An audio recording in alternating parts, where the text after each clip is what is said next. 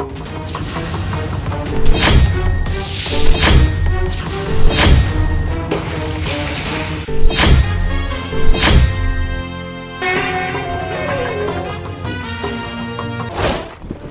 খোলো। কি খুলবো? আরে খোলো না। শার্ট কেন খুলবো আমি? খোলো তো। আচ্ছা ঠিক আছে, আমি দাঁড়াও খুলছি তো। খুলেছি।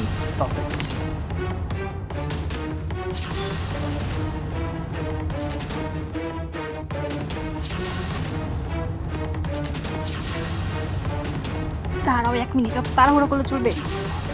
না করলে সমস্যা, কেউ দেখে ফেললে তো প্রবলেম। এই তো ওকে ওকে ওকে ওকে।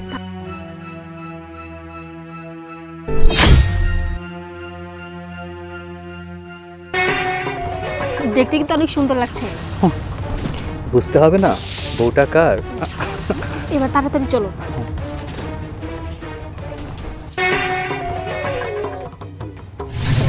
দাঁড়ান। ৪৪ ধারা জারি করা সত্ত্বেও আপনারা রাস্তায় নেমেছেন কেন? আপনি কাকে দাঁড় করেছেন জানেন? আমি কে, কি আমার পরিচয়, আমার বাবাকে? আমার বাবার নাম শুনলে মহিষের ভাগে এক ঘাটে পানি খায়। আপনি যেই হন না কেন, আমাদের ডিউটি আমাদেরকে করতে দেন। চেক করেন। দেখুন কাজটা কিন্তু ভালো করছেন না।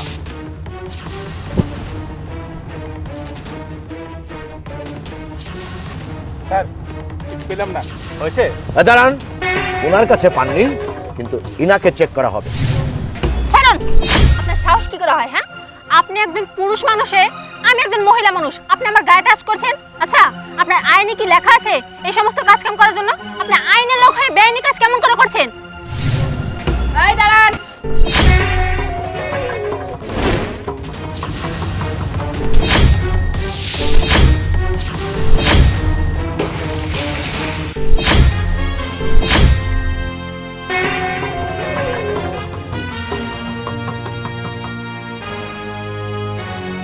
তুই মেয়ে মানুষ, তোর গায়ে একজন পুরুষ মানুষ হাত দিতে পারবে না, কিন্তু একটা মেয়ে তো হাত দিতে পারবে।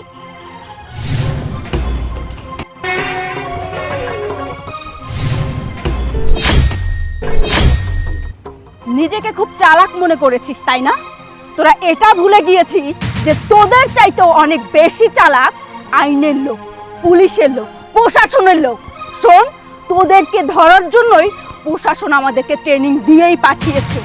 তোরা অনেক চালাক, তোদেরকে এত চেষ্টা করেছি ধরার জন্য, কিন্তু কিছুতেই তোদেরকে ধরতে পারিনি। শেষমেশ আমি নিজে নেমেছি মাঠে তোদেরকে ধরার জন্য। এই রাস্তা দিয়ে আজকে হীরা পাচার হবে সেটা আমরা জানতাম, কিন্তু তোরা এভাবে বেলুনের মধ্যে পানি ভরে তোরা এভাবে হীরা পাচার করবি সেটা আমাদের জানা ছিল না।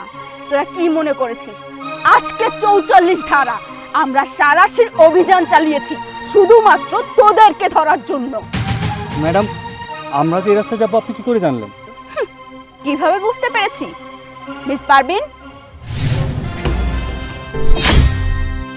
তাকিয়ে দেখ, ভালো করে তাকিয়ে দেখ, চিনতে পারছিস?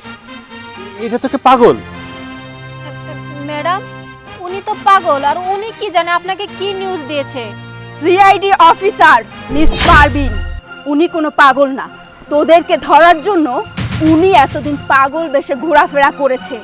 ছি ছি, তোমাদেরকে দেখে তো ভালো ঘরের ভদ্র ঘরের সন্তান বলে মনে হয়, শিক্ষিত মনে হয়। আর তোমরা কি না দেশের এভাবে ক্ষতি করছো?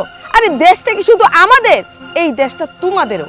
30 লক্ষ শহীদের রক্তের বিনিময়ে এই বাংলাদেশ, অনেক কষ্টের এই বাংলাদেশ, আর তোমরা নিজেরা নিজের হাতে আমাদের দেশের ক্ষতি করছো। ছি, আমার ভাবতে অবাক লাগে। তোমরা কেমন মেয়ে? হ্যাঁ, তুমি একটা মেয়ে মানুষ, যেভাবে তুমি হীরাগুলো পাচার করছিলে, তোমার একবারও লজ্জা করেনি যে আমি কোন জায়গায় কিভাবে রাখতেছি? ম্যাডাম, অনেক ধন্যবাদ আপনাকে। আপনি যদি আমাদেরকে এভাবে হেল্প না করতেন তাহলে আমরা কখনো এই দুটো কালপিটকে ধরতে পারতাম না। এই, তোদেরকে একটু থানায় নিয়ে আদর আপ্যায়ন করি। Mister Liton, sir. Arrest him.